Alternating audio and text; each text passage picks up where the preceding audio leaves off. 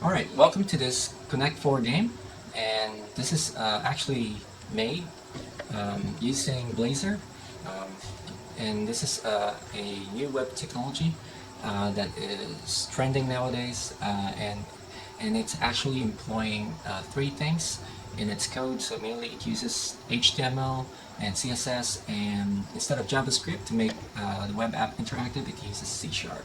So ConnectFour is a classic game wherein two players play together, and whoever connects four circles, whether horizontally or vertically or diagonally inside this box, whoever does that wins the game. So basically you've got 42 circles here, and two players, the red player and the blue player. So one of the enhancements I've created or I've added to this game um, is the ability for the player to pick a color that they want. So for the red, they could pick for example, they wanted green, and player two picks yellow. So that's not a problem. So the colors change based on the color that they picked before they play the game. So let's play the game and see who wins. Okay. Okay. So, alright. So we're gonna make uh, yellow win. Okay. So that's player two because this is diagonal, right? So, yep. So how does that work? So basically, here's the code that runs the ConnectFour game in VS Code. Now we have this file open, so-called board.racer. So I'm going to mainly focus on this file to discuss the enhancements that I've added. So basically we have CSS variables here declared right at the top inside head content, and player 1 color and player 2 colors are CSS variables that are defined here at the top and are also defined here down below. So we got inputs, input type color, and input type, another input type color for player 2 as well. So that's the one that you've seen here, the green and the yellow.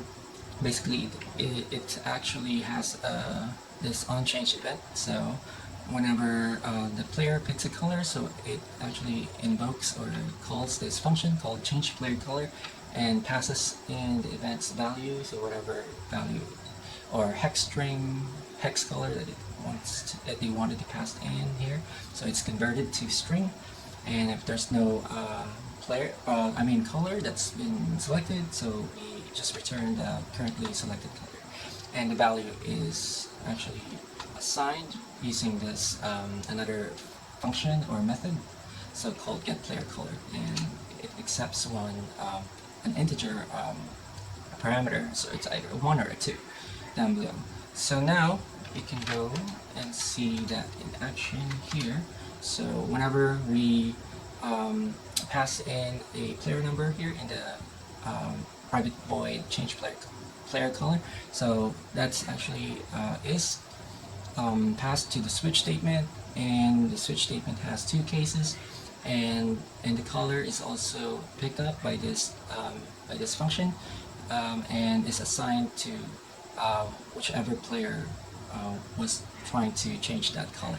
So another thing here is to get player color, so it takes a player number as an integer as parameter, and it's actually returned using this switch statement as well.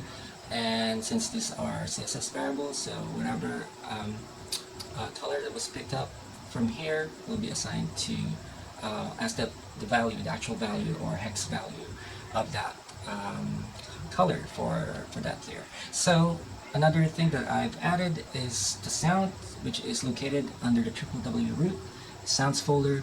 We've got drop sound and the winner sound. So drop sound sounds like that, and winner sound sounds like that. So basically it's also in the same file under board.racer, and whenever the player drops a circle, so it is played here. So let me check